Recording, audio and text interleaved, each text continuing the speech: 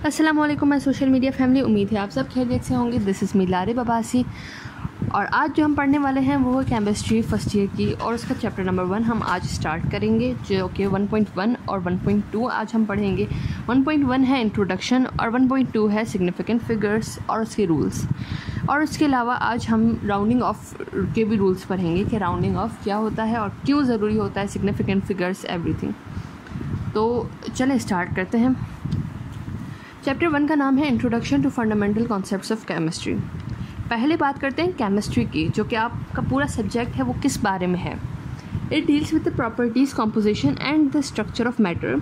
It also deals with the changes in matter and the principles which govern these changes. यह होता है कि matter बोलते हैं किसी भी चीज़ को, किसी भी चीज़ को। अब ये सारी यूनिवर्स सारी चीज़ों से भरी हुई है। आप देख सकते हैं आपके आसपास कितनी ज़्यादा मटीरियलिस्टिक चीज़ें हैं, तो वो सारी किस चीज़ से बनी हुई हैं, वो उस चीज़ की स्टडी हम केमिस्ट्री में करते हैं। Chemistry is the branch of science. अच्छा, उसकी स्ट्रक्चर की स्टडी करते हैं। जस्ट लाइक हमारे पास यहाँ पर बेस्ट एग्जांपल दिया हुआ है बुक में, वो है जैसे स्ट्रक्चर ऑफ रबर। अब स्ट्रक्चर ऑफ रबर क्या है, उसकी स्टडी, जो स्ट्रक्चर ऑफ रबर की स्टडी है, that is included in chemistry. ना कि ये कि वो कैसे पाइप्स में, टायर्स में और शीट्स में उसे मतलब बनाया जाता है, फिशन किया जाता है। ठीक है, और अब आगे चलते हैं। आगे हमारे पास सिग्निफिकेंट फिगर्स आ गए। बेसिक था जो कि केमिस्ट्री का, मैंने आपको बता दिया कि chemistry is the branch of science which deals with the properties, composition and the structure of matter. ये आपको आना ही आना चाहिए, ये ज़्यादातर डेफिनेशंस में आ जाती है, हमारे पास पास्ट पेपर्स में भी है। अब आते हैं सिग्निफिकेंट फिगर्स पर। Now what is significant figure? जब कोई बच्चा एडिशन, सब्ट्रैक्शन, मल्टीप्लिकेशन या डिवीजन के प्रॉब्लम सॉल्व कर रहा होता है तो इसे ये प्रॉब्लम ज़रूर वो फेस करता है कि कौन से डिजिट्स लिखने चाहिए, कौन से नहीं लिखने चाहिए, जो ending, specially the last figures. तो उसके बारे में आज हम बात करने वाले हैं। तो चलें, उसके बारे में कुछ रूल्स हैं, उन रूल्स को हम स्टडी करेंगे और फिर मैं आपको बताऊंगी कि कैसे ये हो सकता है पॉसिबल। तो चलें आगे बढ़ते हैं। सिग्निफिकेंट फिगर्स की हम इजी सी डेफिनेशन ये भी कह सकते हैं, the reliable digits that removes uncertainty are called significant figures. कहीं पर भी ये डेफिनेशन आ जाए आप ये लिख सकते हैं। अब आते हैं रूल्स पर। Rules to determine significant figures. पहला रूल है नॉन ज़ीरो डिजिट्स 1 2 3 4, जो भी नॉन ज़ीरो है, मतलब ज़ीरो के अलावा जो भी हमारे पास आ जाते हैं 1 2 3 4 5 6 7 8 9 11, जो भी नॉन ज़ीरो डिजिट्स हैं दे आर ऑलवेज सिग्निफिकेंट, मतलब वो ज़रूरी हैं। तो किसी भी नंबर में अगर ऐसे कोई सिग्निफिकेंट फिगर्स आ जाते हैं जो कि नॉन ज़ीरो हैं, नॉन ज़ीरो डिजिट्स हैं, और आपसे पूछा जाता है, अक्सर ये MCQs में क्वेश्चन आता है, तो ये आपको इजीली ऐसे पता चल जाता है। तो जो भी नॉन ज़ीरो डिजिट्स हैं वो हमारे पास सिग्निफिकेंट हैं। जैसे कि आपके पास बुक में एग्जांपल दी हुई है 3 6 3। इसमें हमारे पास 3 सिग्निफिकेंट फिगर्स हैं, 1 2 3। हमारे पास 3 सिग्निफिकेंट फिगर्स हैं, 3 6 3। ठीक है, अब आगे चलते हैं सेकंड रूल पर। सेकंड रूल है हमारे पास, इनसाइड ज़ीरोज़ और outside zeros between 2 significant figures are और डिजिट्स आर ऑलवेज सिग्निफिकेंट। अब क्या होता है, किसी भी आपके पास नॉन ज़ीरो डिजिट्स आगे साथ में, जैसे हमारे पास यहाँ पर एग्जांपल में है 5004। अब ये जो 5 है हमारे पास, that is a significant figure. जैसे कि हमने पहले रूल में पढ़ा कि non zero digits are always significant. तो पहला जो हमारे पास है 5, दैट इज़ सिग्निफिकेंट। ठीक है, और फिर 2 ज़ीरो हैं। ठीक है ना, अब ज़ीरो जो भी बीच में आएंगे ना, 2 अभी हमारे पास देखें, ये 5 और 4, ये दोनों हमारे पास सिग्निफिकेंट फिगर हैं। अब इन दोनों के बीच में जो ज़ीरोज़ आ रहे हैं ना, दे आर ऑल्सो सिग्निफिकेंट। वो भी हमेशा सिग्निफिकेंट होते हैं, चाहे कुछ भी हो जाए। जो भी नॉन ज़ीरो डिजिट के बीच में, non zero digit left side पर भी है, राइट साइड पर भी है, और उनके बीच में जो ज़ीरोज़ आ रहे हैं, दे आर ऑलवेज सिग्निफिकेंट। तो चले आगे बढ़ते हैं थर्ड रूल की तरफ। Leading zeros in number are non significant regardless of decimal point number और नॉट। ठीक है जी, इसकी बहुत ही ईजी सी चीज़ है ये। लीडिंग ज़ीरोज़ हम कहते हैं जो स्टार्टिंग नंबर की स्टार्टिंग में जो ज़ीरोज़ आते हैं उन्हें कहते हैं लीडिंग ज़ीरोज़। ठीक है, leading zeros in numbers are non significant, that means कि ज़रूरी नहीं होते, regardless of decimal point number और नॉट, चाहे वो डेसिमल पॉइंट नंबर हो या ना हो, मगर हमारे पास जो शुरू के ज़ीरोज़ होते हैं वो नॉन सिग्निफिकेंट होते हैं। They are never significant, they are always non significant. जैसे कि हमारे पास यहाँ पर अगेन एग्जांपल गिवन है बुक में 0.062, इसमें हमारे पास सिर्फ 2 सिग्निफिकेंट फिगर्स हैं, वो है 6 और 2, बस ये 2 हैं हमारे पास, और ये 0.0 हमारे पास नॉन सिग्निफिकेंट है। जब भी आगे लीडिंग ज़ीरोज़ आएंगे they are always non significant, ये याद रखिएगा। तो पहला रूल हमारे पास क्या हो गया, non zero digits are always significant. Second rule हमारे पास क्या हो गया, इनसाइड ज़ीरोज़ और ज़ीरोज़ बिटवीन 2 सिग्निफिकेंट फिगर्स और डिजिट्स आर ऑलवेज सिग्निफिकेंट। जो कि बीच में ज़ीरोज़ आ जाते हैं वो हमेशा सिग्निफिकेंट होते हैं। अब आगे बात करते हैं थर्ड रूल की तरफ। थर्ड रूल में हमने ये पढ़ा कि लीडिंग ज़ीरोज़ जो भी स्टार्टिंग में ज़ीरोज़ होते हैं वो हमेशा सिग्निफिकेंट नहीं होते, चाहे वो डेसिमल पॉइंट का नंबर हो, यानी कि उसके बीच में कहीं पर भी डेसिमल पॉइंट आ रहा हो या ना आ रहा हो, फिर भी वो हमारे पास नॉन सिग्निफिकेंट ही रहता है। आगे अब बात करते हैं फोर्थ रीज़न की तरफ। तो फोर्थ रूल हमारे पास क्या है, वो है एंडिंग और trailing zeros in number having decimal point are always significant. अच्छा, अब बात करते हैं जो एंडिंग ज़ीरोज़ हैं उनकी। एंडिंग ज़ीरोज़ बहुत ही ज़्यादा इम्पॉर्टेंट होते हैं, दे आर ऑलवेज सिग्निफिकेंट, चाहे वो डेसिमल पॉइंट का नंबर हो या ना हो, but they are always significant. Like हमारे बुक में हमारे पास कोई ना कोई एग्जांपल है, it is 2000, it is 2 and 000।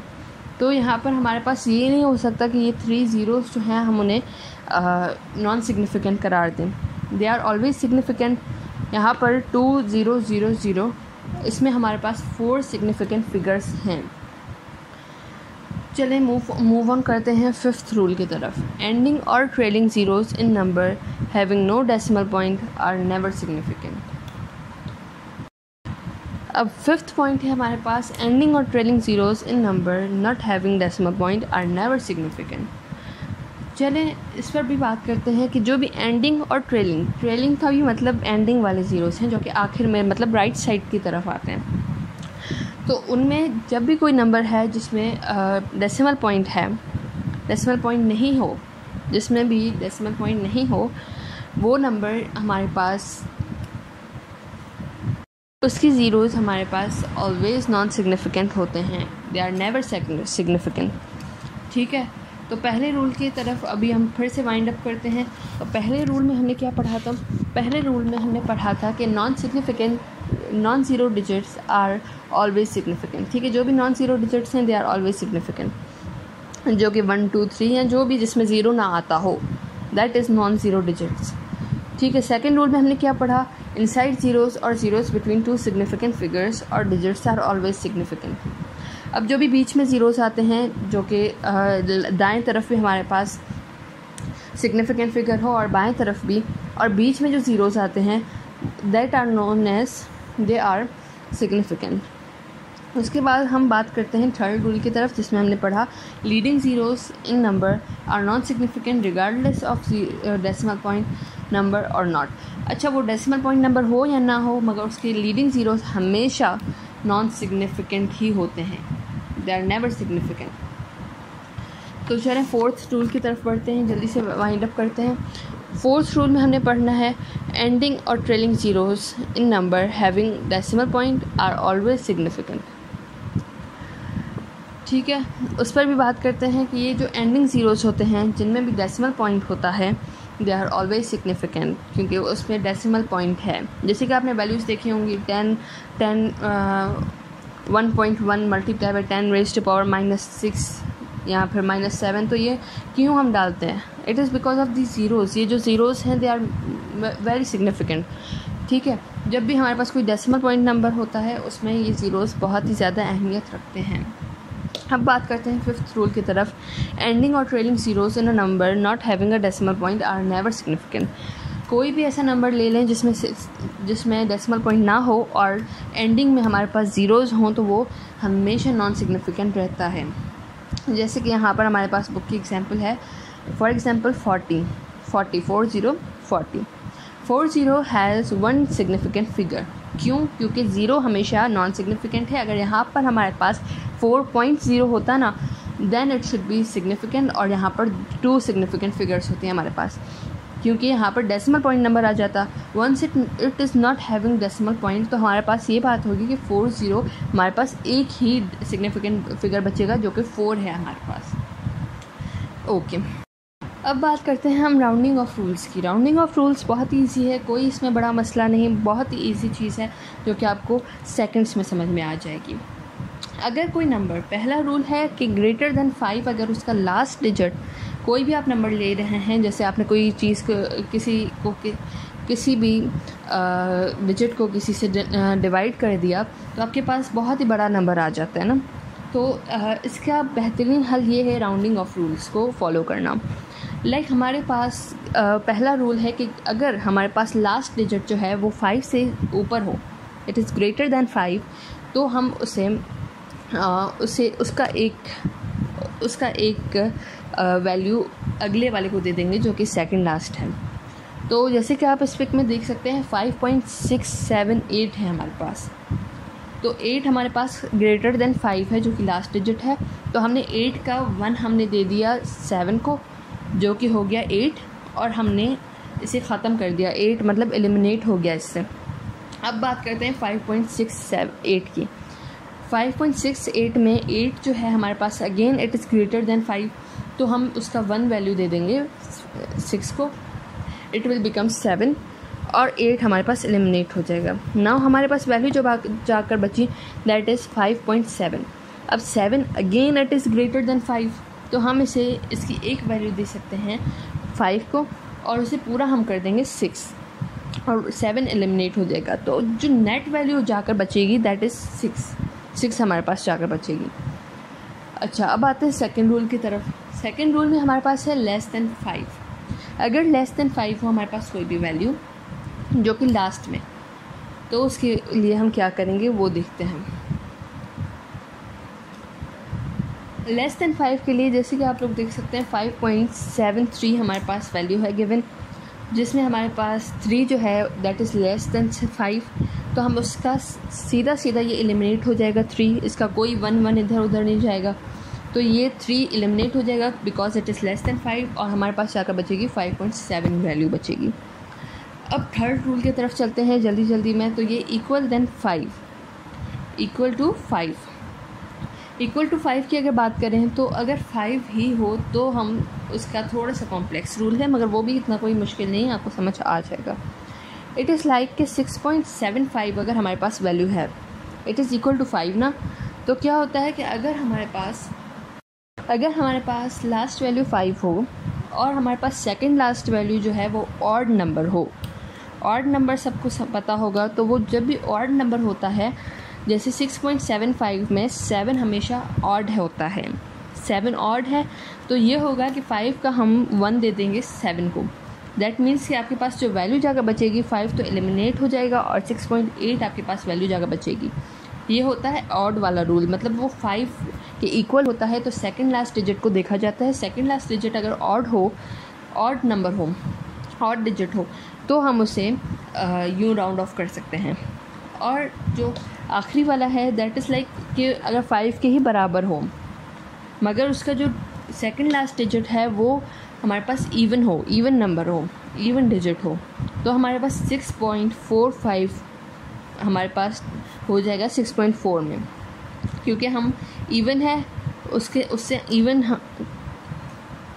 Even का 1 नहीं जाएगा, इवन नंबर है, तो इस वजह से 5 ऐसे एलिमिनेट हो जाएगा और 6.4 जाकर बचेगा। ये आप अलग से पेज पर लिखेंगे, आपको इजीली समझ आ जाएगा। चलते हैं हमारे लास्ट टॉपिक की तरफ, जो कि हमारे पास 1.4 है, एरर एंड डेविएशन।